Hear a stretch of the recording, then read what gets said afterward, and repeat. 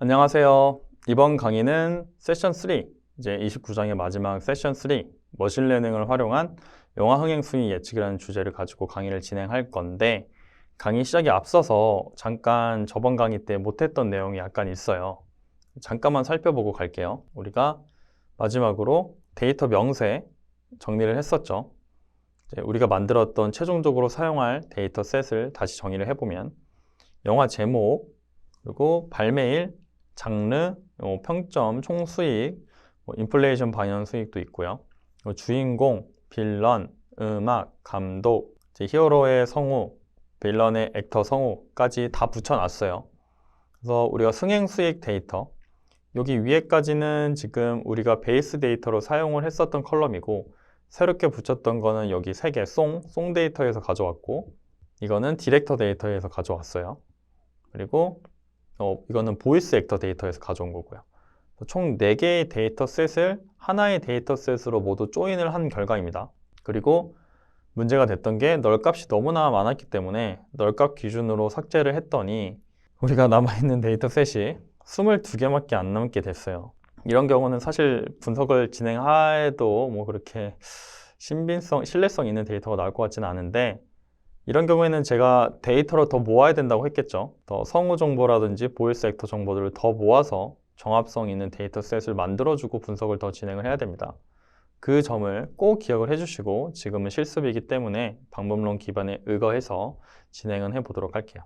첫 번째로 우리가 세션 3 진행하기 전에 장르별로 손익을 한번 보려고 해요. 그러면 우리가 만들었던 DF 멀지 있죠? DF 멀지를 그룹 바이, 그룹 바이에서 장르로 그룹 바이 할 거고요. 우리가 분석할 거는 토탈 그로스가 아니라 인플레이션 어드저스티드 그로스로 분석을 할 겁니다. 물가 상승이 반영된 최종적으로 실질적으로 벌어들인 수익에 대해서 이제 분석을 할 거고요. 분석을 한 다음에 이제 여기 그룹 바이를 했었을 때 민을 하겠습니다. 그리고 솔트 밸류, 어센딩 포스로 내림차순 정렬로 해서 과연 어떠한 장르에서 영화가 손익이 많이 발생을 했는지에 대해서 실행을 해보도록 할게요. 자, 실행을 해봤더니 이 장르는 하나, 둘, 셋, 넷, 4개의 장르가 있네요. 디즈니 애니메이션 중에서. 뮤지컬이 아무래도 돈을 가장 많이 벌었고, 그 다음에 어드벤처, 그 다음에 코미디, 드라마 순으로 많이 돈을 벌고 있어요. 그래서 신규 만약에 영화를 제작한다고 하면 뮤지컬 장르로 제작하는 걸 고려해 볼 수 있겠죠. 자, 두 번째, 감독별 손익인데 디스플레이 포맷을 좀 표현을 할게요. 지금 2+08로 나와 있어서 보기 힘드니까 이 PD 옵션스 디스플레이 플로트 포맷을 통해서 여기 숫자로 조정하면 되겠죠? 한 2의 자릿수까지만 포맷을 변경하겠다라고 선언을 해주고요. DF 머지를 그룹 바이를 하는데 감독 기준으로 그룹 바이를 하고 인플레이션 어드저스티드 그로스라는 여기 이 컬럼에 대해서 민을 할 거다. 그리고 이거를 솔트 밸류를 하는데 정렬을 해줄 건데 내림차순 정렬로 해줄 거다. 평균 본 거예요. 평균 흥행 수익, 요 장르에 대한 평균 흥행 수익, 감독이 찍었던 영화에 대한 흥행 수익의 평균이요. 그리고 이걸 PD 데이터 프레임으로 한번 묶어주고요. 리셋 인덱스를 통해서 이제 디렉터로 그룹 바이를 했기 때문에 얘가 인덱스로 들어가 있겠죠?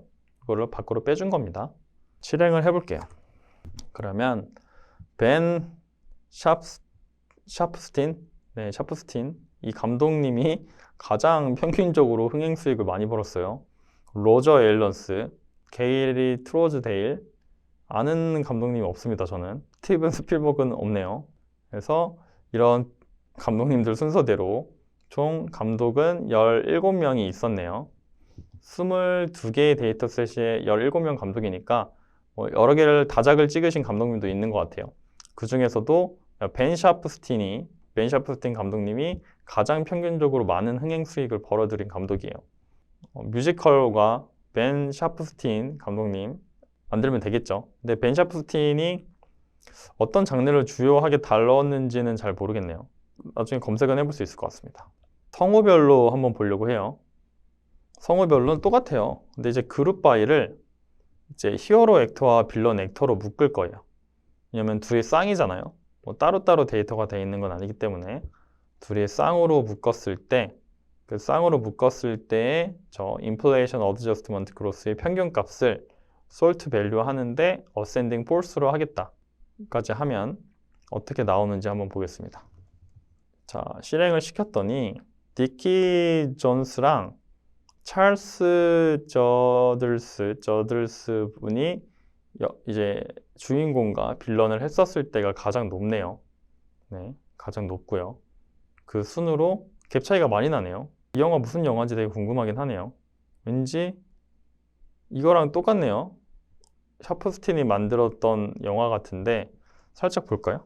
DF 어차피 22개라서 다 출력을 해도 다 나올 거예요. 벤 샤프스틴 감독님 감독을 봐야 되겠죠? 여기 있네요. 벤 샤프스틴. 피노키오네요. 피노키오가 엄청나게 벌어들였네요. 그리고 피노키오에 대한 성우들이 있고요. 이것 때문에 지금 가장 높은 데이터로 나오는 것 같습니다. 피노키오가 좀 잘 나갔군요.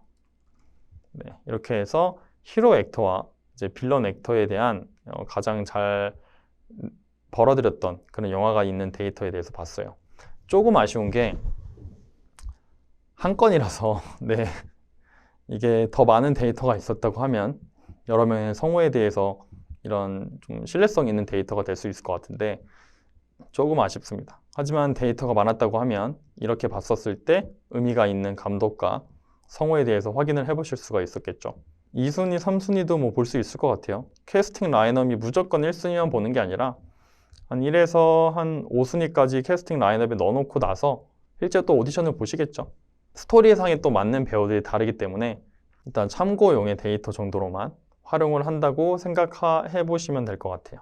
자, 그럼 본격적으로 우리가 세션 3를 진행을 해볼게요. 우리가 사실 세션 2에서 내용이 다 끝난 거기는 해요. 어떤 감독을 썼었을 때, 어떤 배우를 썼었을 때, 어떤 장르를 썼었을 때 가장 좋은 수익을 달성할 수 있었을 건지는 더 이제 데이터 EDA를 통해서 확실하게 알 수 있죠. 왜냐면 데이터가 22개밖에 없기 때문에 다양한 이제 데이터 EDA 과정을 통해서 많은 인사이트를 도출해 볼 수도 있겠지만 우리는 빅데이터라고 가정하고 다시 머신러닝을 통해서 흥행 수익에 영향을 주는 게 배우 때문인지 아니면 장르 때문인지 뭐 등등이 있을 거잖아요. 그런 데이터를 머신러닝을 통해서 확인을 해 보도록 하겠습니다. 첫 번째는 모델링을 위한 데이터 준비 과정이죠. 모델링을 수행하기 위한 피처 데이터, 이제 거의 강의 막바지라서 다 아실 거라고 생각이 듭니다. 피처 데이터와 Y 데이터로 나누는 과정이고 트레인과 테스트 셋을 분할도 하죠. 그러면 우리가 본격적으로 분석하기 위한 데이터 22개, 좀 아쉽지만 22개 데이터에 대해서 출력을 해보고요. 자, 우리가 사전에 좀 필요 없는 컬럼을 제거하려고 해요. 아래 X는 df 드랍에서 삭제를 해도 되기는 하는데 우리가 삭제를 해야 될 데이터 셋이 좀 많아 보여요. 많아 보여서 사전에 작업을 할게요. 자, 무비 타이틀은 지워야 되겠죠? 네, 무비 타이틀은 뭐 학습하는 데이터가 아닙니다. 나중에 어떤 무비였는지 확인하기 위한 데이터이죠. 릴리즈 데이터 필요 없죠. 언제 발매했는 거. 그리고 MPAA 레이팅, 이것도 사실은 영화가 발행되고 나서 발매되고 나서 측정되는 그런 평가적인 지표이기 때문에 필요 없어요. 그리고 우리 토탈 그로스는 측정을 안 할 거고 우리는 인플레이션이 반영된 어저스티드 그로스에 대해서 예측을 할 겁니다. 그렇기 때문에 토탈 그로스도 삭제를 할 거고요. 송도 사실 무비 타이틀마다 송이 그냥 다 다른 차원이에요. 다른 영화인데 송이 같을 수는 없겠죠. 그렇기 때문에 변수로서 활용을 할 수 없는 컬럼이기 때문에 얘도 삭제를 할게요. 그래서 무비 타이틀, 릴리즈 데이트, 이제 MPA 레이팅, 토탈 그로스, 그리고 송까지 삭제를 하겠습니다. 사전에 삭제를 해주는 거예요. 그리고 삭제한 상위 5개의 행에 대해서 출력해 보도록 하겠습니다. 자, 좀 깔끔해졌죠? 우리 데이터 중에서 이제 이거를 예측할 거죠. 네, 이거를 예측을 할 건데 들어갈 변수가 감독, 히어로, 빌런, 그리고 거기 했던 액터와 빌런 액터. 사실 얘랑 똑같은 거기는 해요. 그래도 중복되는 데이터가 뭐 있을 수도 있으니까 지금 데이터가 너무 적어서 이걸 삭제를 해도 상관은 없을 것 같은데 일단 다 넣어줄게요. 넣어주고 우리가 마지막으로 최종 들어갈 데이터 셋을 확인을 했었습니다. 그리고 우리가 df 멀지라는 데이터를 만들어 놨는데 이거를 카피를 해서 데이터 프레임이라는 이제 객체에다 넣어 줄게요. 넣는 이유는 우리 여태까지 아래쪽에서 만들었던 컬이 다 df 기준으로 작성을 했거든요. 자, 그리고 다 df 기준으로 작성을 했기 때문에 쿼리를 만약에 df 멀지라고 하면 여기를 다 바꿔줘야 돼요. df 멀지, df 멀지.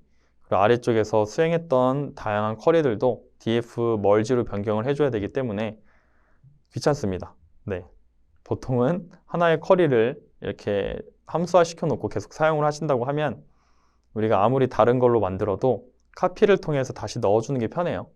그러면 두 번 작업을 안 하셔도 되죠. 그렇기 때문에 우리가 만들어놨던 최종 데이터 학습에 쓸 데이터, 사전 필요 없는 컬럼도 제거했던 이 df 멀지를 카피를 하고요. df에 넣어줄게요. 그리고 나서 우리가 numeric list와 categorical list에 대해서 변경해주는 작업도 진행을 해야 되겠죠. 이제 이 코드에 대해서는 더 설명을 안 하겠습니다. 계속 설명을 했었고 이제 29강까지 들으셨으면 어떤 컬인지 분명히 아실 거라고 생각이 들어요. 실행을 하면요. categorical list와 numeric list에서 바뀌죠. 몇 개 없어요. 네. numeric list는 우리가 예측하려고 하는 이제 흥행 수익 값이고요. 그리고 우리 모델링을 학습하기 위한 피처 데이터가 Y 데이터를 구분하는 단계이죠.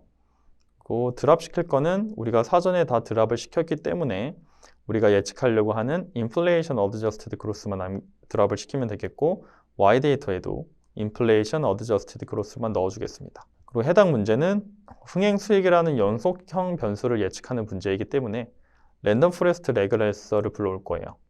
그리고 X, Y 데이터를 나눠주고 테스트 사이즈는 0.3이라고 해봤자 7개로 나뉩니다. 그래서 실행을 해서 보면요. 우리는 15개고 트레인 데이터가 테스트 셋 데이터는 7개 정도밖에 되진 않아요.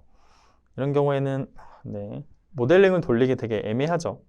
애매하기 때문에 일단은 해보겠습니다. 그리고 우리가 마지막으로 해야 될 거는 레이블 인코더 해야 되겠죠. 그러니까 가지고 있었던 카테고리컬 리스트에 대해서 이제 모델이 인식할 수 있는 숫자의 형태로 바꿔주는 것도 실행을 해 보겠습니다. 자, 잘 바뀌었는지도 확인해 봐야겠죠? 자, 숫자로 잘 바뀌었고요. 테스트도 숫자로 잘 바뀌었습니다. 네, 이렇게 해서 이제 이번 강의는 모델 학습 및 평가하는 데 이전까지 데이터 처리하는 데까지만 종료를 하고요. 다음 강의에 학습 평가하고 어떤 중요 변수 때문에 흥행 수익이 높아졌는지에 대해서 분석해보고 강의 마치도록 하겠습니다. 감사합니다.